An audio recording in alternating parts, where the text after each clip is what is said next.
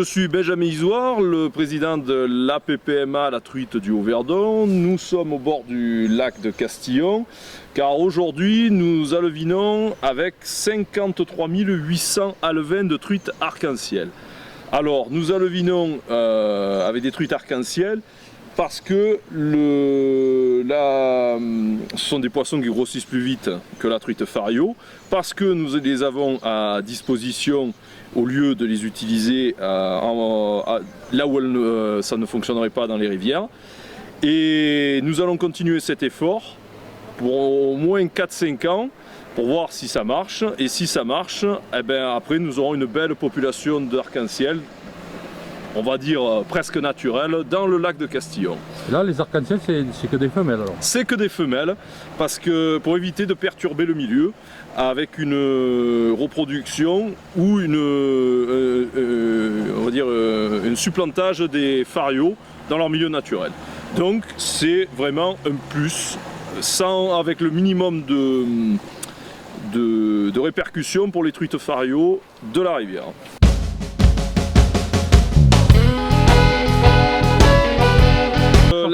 La sélection par les femelles, c'est une sélection thermique.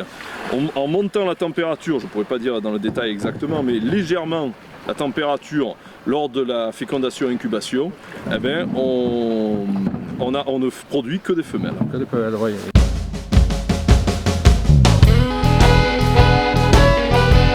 Alors elle vient de la pisciculture fédérale de Marcoux, du côté de Digne, et c'est l'équipe de pisciculteurs fédérale qui les a fait naître, qui s'en est occupée jusqu'à maintenant, et elles font à peu près cette taille. D'accord. Elles ont 6 mois.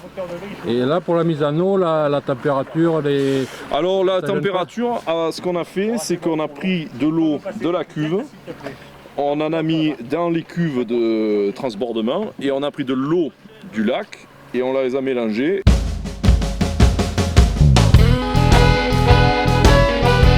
L'eau se répartissent comment là? Sur le lac un peu partout? Alors c'est nous qui les répartissons, on va avec le bateau, on va partout. Et c'est pour qu'il n'y ait pas de concentration de prédateurs si jamais il y a des prédateurs comme les brochets, les sandres ou même les grosses truites qui les trouvent. Oui, il ne faut pas tous les mettre au même endroit, comment ça serait... En fait on les répartit sur tout le lac, excepté la base de la DGA. Une répartition homogène sur l'ensemble du lac? Voilà, sur l'ensemble du lac. D'une part pour leur donner le plus de chance et pour qu'elles occupent, qu'elles ne se fassent pas concurrence entre elles, mais aussi pour qu'elles ne soient pas la cible de prédateurs. Oui, parce que bon, logiquement, il y a d'autres poissons qui les mangent. Ah et le lac de Castillon est très connu pour ses gros brochets. Oui. Et je dis très connu en France, des adeptes de brochet. Alors par contre on ne met pas de brochet ni de cendre parce qu'il y a un risque de contamination par des maladies. Actuellement dans les étangs de production de poissons de seconde catégorie, il y a un développement de parasites qui est inquiétant. Or, les populations de Castillon en cendre et en brochet et en poisson blanc sont vierges de tout parasite. Donc c'est un choix volontaire de ne pas mettre de la seconde catégorie.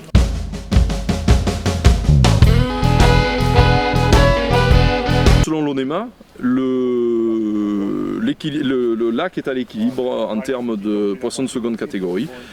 Donc on a à disposition, via les équipements fédéraux et notre dotation, des alevins de truites. C'est pour ça qu'on a choisi d'une part de faire des truites parce qu'on les avait, et ensuite de ne pas mettre de poissons de seconde catégorie pour vraiment éliminer tout risque. C'est une consigne fédérale et c'est une consigne aussi de l'ONEMA. D'accord. Et pour les autres rivières, ça se passe comment?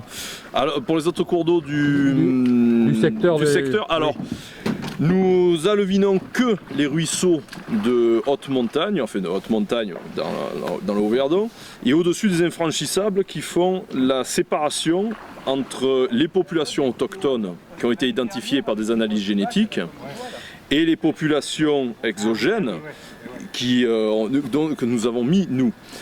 Sur les populations autochtones, on a remarqué que quand on mettait des alevins de populations exogènes, le taux de survie était de l'ordre de 1 à 2%. par rapport à des truites adultes, nées dans le milieu sauvage.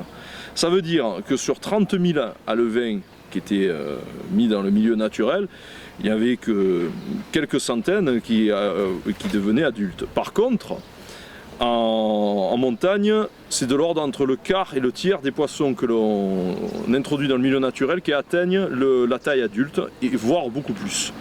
Donc, on a fait le choix de bien séparer les populations qui se reproduisaient naturellement et celles qu'on soutenait. Et pour le moment, ça a l'air de plutôt réussir. Et pour ceux qui nous diraient comment on peut séparer les populations, c'est qu'on a remarqué que les populations endémiques peuplaient de manière homogène une section de rivière jusqu'à ce qu'on appelle un infranchissable, c'est-à-dire une cascade, et qu'au-dessus, il n'y en avait pas. Naturellement, il n'y en avait pas, donc d'où alevinage.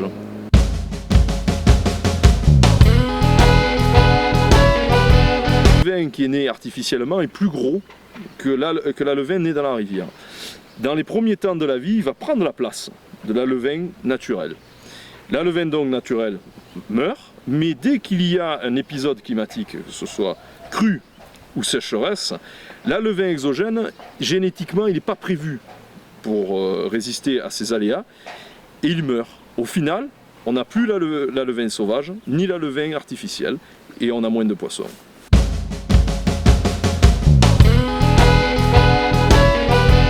Faire grossir des truites arc-en-ciel pour le lac de Castillon, c'était des poissons qui auraient été introduits à 35-40 cm en moyenne, et ils atteignaient cette taille au bout d'un an. On s'est fait attaquer par les cormorans qui nous ont mangé à peu près 1,3 tonne de truites, ce qui représente une perte financière de 10 000 € et une perte pour le lac d'à peu près 4000 poissons adultes. Ça aurait été un très gros plus pour le lac de Castillon, puisque c'était des poissons qui étaient destinés au lac de Castillon. Donc là, nous n'avons pas abandonné, nous cherchons des solutions autres. Un cormostop enroucheur sonore. Pour les effrayer, quoi. Pour les effrayer, qui n'a absolument pas marché. Et là, nous cherchons d'autres solutions, plus artisanales, mais on va voir si elles marchent. Oui, pour empêcher des cormorans de venir sur la, la zone, quoi, ouais. Ceci dit, si les alevinages fonctionnent, ce qu'on espère, on ne fera plus de grossissement pour le lac sur les bassins d'Alonce. Mais on aimerait bien les utiliser à terme, plutôt en termes pédagogiques, dans le cadre d'une école de pêche. Mais même dans le cadre d'une école de pêche, il faut sécuriser les poissons. Et oui, pourquoi qu'ils se fassent manger, voilà. De manière. Parce que c'est pour ça qu'on ne veut pas mettre de filet dessus. Si on met des filets, le problème, il est réglé, mais c'est un investissement lourd, les filets. Ce serait un investissement de plusieurs milliers d'euros. Et surtout, ce qu'il y a, c'est qu'il n'y a pas de structure autour du bassin pour soutenir le poids des filets quand ils ont la neige dessus. Et oui, pour les intempéries... on a fait des tests sur le petit bassin, parce qu'il y a deux bassins, et le petit bassin, et les câbles n'ont pas tenu. Et le petit bassin fait 300 mètres carrés, quand le grand en fait 1800. Oui, c'est quasiment peu réalisable, ou bien avec des investissements gigantesques. Et on risque de compromettre l'étanchéité du grand bassin. Donc là, on avance pas à pas, mais on n'abandonne pas. Oui, il faut étudier les solutions qui sont possibles. Voilà, ça prend du temps, mais on n'abandonne pas. Ben, je crois qu'on a fait le tour, je vous remercie. Ben, c'est moi, merci beaucoup.